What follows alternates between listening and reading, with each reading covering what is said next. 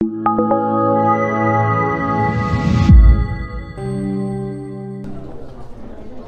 tell you a I'll tell you a story. I heard the story from the person who told the story. It's a very interesting story. The truth of the matter is that stories like these you have in the dozens, in the hundreds. It's a window into the thinking of the Rebbe. The story happened probably in 1983. Either 83 or 84. In other words, it's 40 years ago. For those that could remember that far back, it was the end of the Soviet Union. It was the tail end of the Soviet Union. We know today, from documents, I've read about this, that as the Soviet Union was falling apart, there was a profound increase in paranoia amongst the higher-ups in the government.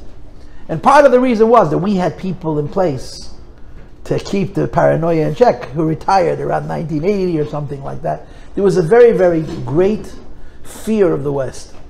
And of course, the worst president to have when the Russians are paranoid was Ronald Reagan, Mr. Cowboy. So it was compounded. And I remember this as a kid. In 1980, I was 14. Every time the Rebbe spoke, for 5 years, until 85, he would say, the world is shaking, the world is shaking. No one knew what he was talking about. And then suddenly, as soon as Gorbachev came to power, didn't say it again. It's very interesting. How did he know? He knew. So here's the story.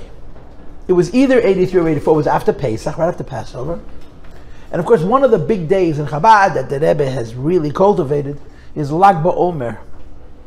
Lag BaOmer, as I'm sure you know, is the day of the passing of Rabbi Shimon Bar Yochai, the author of the Zohar.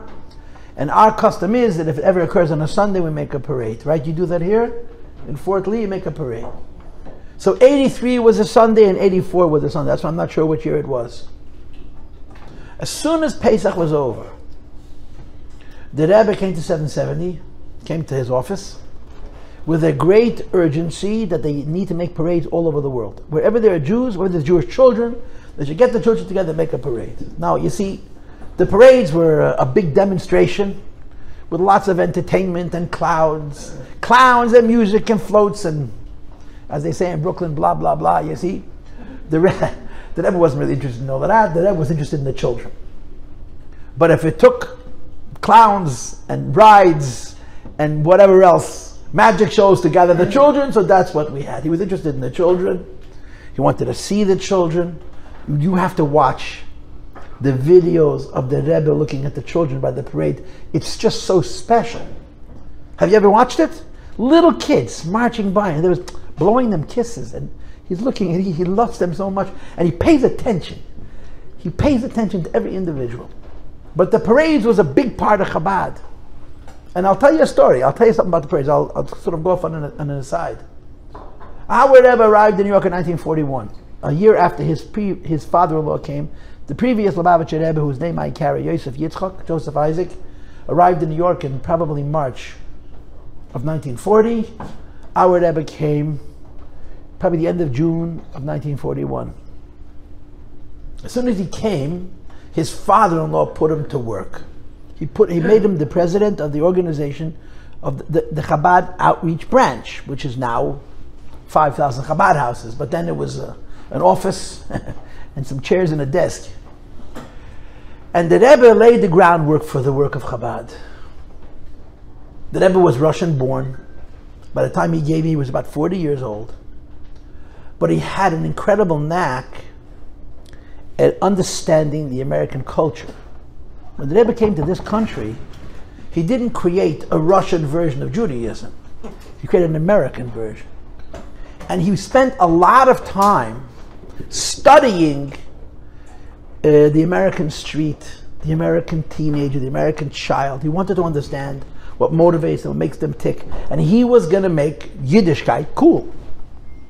There was an artist, a boy, who learned in the Chabad Yeshiva. I'm not going to remember his name, I'm not even going to try. But he used to make these comics for Chabad circulars in the 40s. And the Rebbe says to him in Yiddish, I cover his first name, I forgot to say, Mach wie Dick Tracy, Mach wie Dick Tracy. The Rebbe got hold of the New York Times. And in those days, it wasn't like today. All there was the newspaper. And you had pages and pages of strips of cartoons. And the Rebbe figured out that the coolest cartoon was Dick Tracy. So he says to this kid who's making caricatures for some Chabad poet, make him look like Dick Tracy. He wanted the kids to like what it looked like. He was very, very aware of the American mindset and the American culture. And he wanted to create a Judaism that would talk to the American young person. And one of the biggest things that the Rebbe was involved with, one of the biggest things that the Rebbe initiated as he first came here, was the idea of the demonstration. Everybody makes a parade and shows off whoever they are. I could be the biggest idiot. We're having the biggest idiot parade. I am the biggest idiot. And the next sign reads, no, I'm a bigger idiot than you. And we march, and don't tell me I can't march. I'm proud of who I am. Eat your heart out. The Rebbe figured that out pretty quick. So the Rebbe said, we're going to make Jewish parades. He took Jewish boys and girls, teenagers, or not even kids, and they'd march on Eastern Parkway or march on Kingston Avenue, and they'd carry placards that read, keep the Shabbos, give your child a Jewish education. And then the children would come to the back of the shul, 770, and the Rebbe would talk to them, and they'd give them all kinds of food, and they'd eat, they'd make brachas. The Rebbe did this as soon as he got it. By 1942-43, Lubavitch was already in the business of making parades. So here's a story about the parades. I heard this from an acquaintance of mine, not a friend, but an acquaintance. I met a fellow who told me the story. The story happened 30 years ago. When I was still a boy, a yeshiva bacher, before I was married. I got married in 1989. So a friend of mine was learning in the yeshiva in Montreal. And as Chabad boys tend to do, on Fridays, when there's no yeshiva, you go find Jewish people and you put tefillin on them. And this fellow, it was downtown in Montreal. I mean, I don't know much about Montreal. And he was finding these very important buildings with the very important people. And he wanted to find the very important Yidden and put film, the lawyers, the machers, you know. Anyway, he got his way into a building that housed a bunch of lawyers. Don't ask me how. If you need the trick, you can speak to the Chabad Chev, will teach you all the tricks. He was in the building going from office to office. And he walks into an office. He sees an elderly Jew who was then probably in his late 60s. And he asks him if he's Jewish. He says, yeah.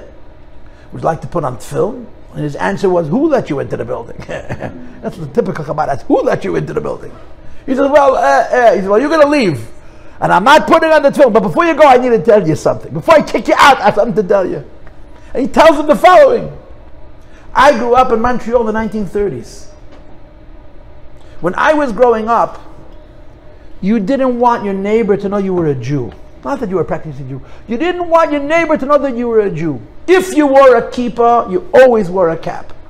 If you wore tzitzit, you put them in your pants. And you made your identity a secret. And it wasn't so much actual fear as much as it was imagined fear. Jews hid. It was the way they were.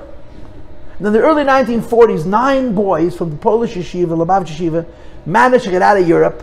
And they went the long way. They went through Russia, and then they went to Japan. They arrived in San Francisco. They ended up in Montreal, 1942. 9 chevre who would lose everything. Their fathers, their mothers, their brothers and their sisters. They would survive. They were all by their lonesome. Opened up a yeshiva in Montreal. And as soon as they opened the yeshiva, they began to do what Chabadniks do. They made gatherings on Shabbos for the children. They did what's called the Wednesday hour. The kids would go to public school of 1 hour a week where the government would allow them to go out to do religious instruction. And they made parades. So this man, this 67-year-old lawyer, says to my friend who was about to kick out of the office, he says, I marched in those parades. I was a child. I marched in those parades.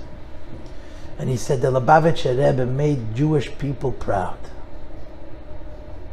After those parades, I never hid my Jewishness. A parade is a demonstration of being a Jew. I'm announcing to the world I'm a Jew. And I think we could all agree that part of the American culture, when you show who you are, people respect you and even like you. You hide, they get very nervous. A Jew, and now I'm Jewish, and this is what we do. This is how we do it. And it's a very big part of Lubavitch, is the parade.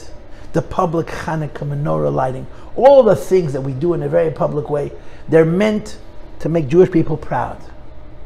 And they're meant to allow the Jewish people to show the world who and what we are. It's foundational to being an American, and therefore it's foundational to being an American Jew. And Chabad is an American Jewish movement. It really is. So here's the story. It's 1983, either 83 or 84. And the Rebbe comes to 7:70 in the morning and says, we have to make sure that there's a parade wherever there's Jewish children. Now the Rebbe was always in a rush. There was always something urgent that had to get done now. But how urgent was it and how now was it? But the Rebbe came every day, and it was very clear that the Rebbe was concerned about something, and he felt that this parade would offset who knows what. So the people around the Rebbe, who worked for the Rebbe, it was very hard to work for the Rebbe because you never really knew what his motivation was, because you were not a holy man, you couldn't see what he saw. But you listened, you followed. They took the Rebbe very seriously. They got a bunch of chevre, they put him on phone and started calling all over the world, you got to make parades. As it got closer to the day of Lag BaOmer, the Rebbe began to single out Morocco, North Africa. That there were Chabadniks, there was a yeshiva in North Africa at that time. There were 10 yeshiva students, exchange students studying in Morocco, and the Rebbe said they were living in Casablanca. It's very important that Morocco has the parade, and a lot of Jewish children should march, and they should say psukim. That's all the Rebbe cared about. The psukim, the tzedakah, the holy words, the unity, like I said, the balloons and the clowns were not the Rebbe's cup of tea. It was Jewish children. And every day he comes to shul, comes to work, with a greater urgency than the day before. A few days before Lag BaOmer, there's a very strange instruction. The Rebbe says to one of his secretaries to call Morocco, call the yeshiva, and to tell the boys that they should go to the American embassy, either American embassy or embassy consulate that was in Casablanca, to inform them that they're there. To let the American ambassador or counselor know that there are 10 American students in Casablanca. What's the reason? In case we have to leave at a moment's notice. It's better than fiction.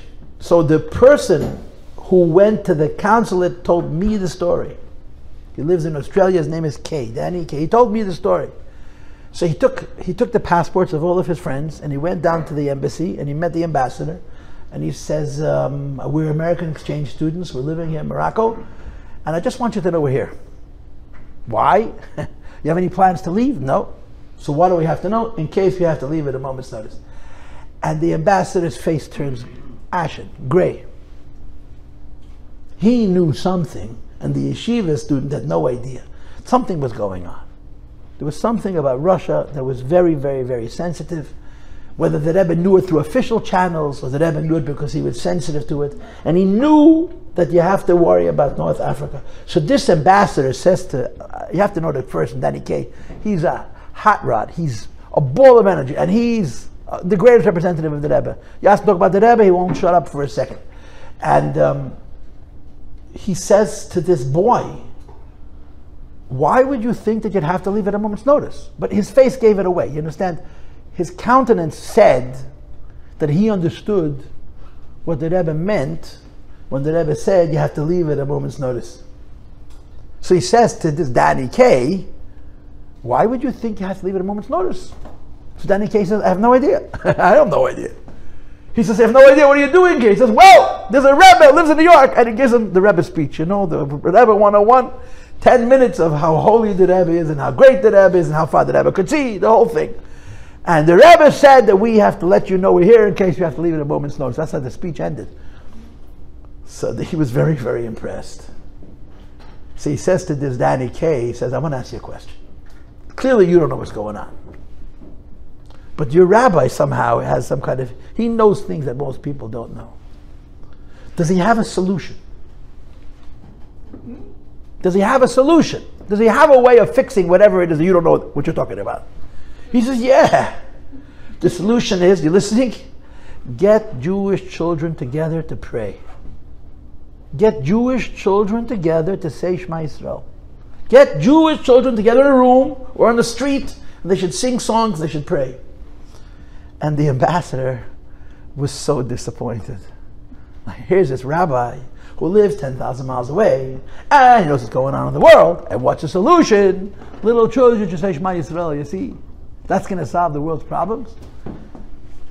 But apparently it did. Because what happened? Nothing happened. You know the story of Purim? You know the story of Purim? Mordechai was a great rabbi, but he was also a very well-connected politician. Mordechai was amongst the men who sat at the king's gate. He was very well connected. He knew all the important people. And of all the important people that he knew, Esther was his niece. He raised her.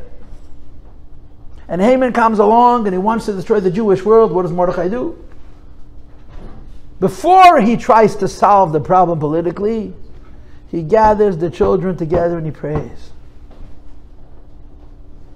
This is the Rebbe, a very holy man, a very, very wise man, who understands that the solution to world problems is Jewish children saying a prayer.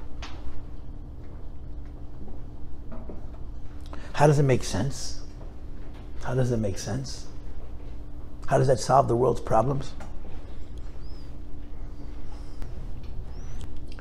It makes sense because Jewish children praying is really powerful.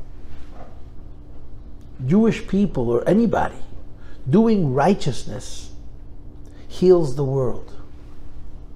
The Rebbe's solution to every problem was religion. People were sick, he said, fix your mezuzah. People had a problem finding a job, check your tefillin. People, all kinds of issues were resolved by the Rebbe through spiritual means. Because from his point of view, he sees the corollary between the two worlds. Our religious life, our spiritual life, and our material life, our physical life, our financial health, our physical health, our psychological health, our familial health, are inexorably linked to our religion, to our practice. And the Rebbe feels that the power of children is optimum, is above all else. And the Rebbe actually believes when there's a problem, and see, the thing about the Rebbe is he sees the problem before anybody else can. He can preempt because he's holy and he sees what we don't see. You get children together and pray. I'll tell you a story to me. A little story.